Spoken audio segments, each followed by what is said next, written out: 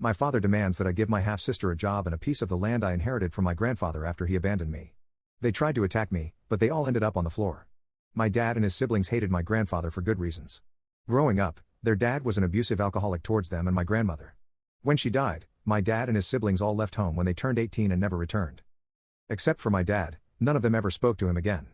My dad spoke to my grandfather twice after leaving home.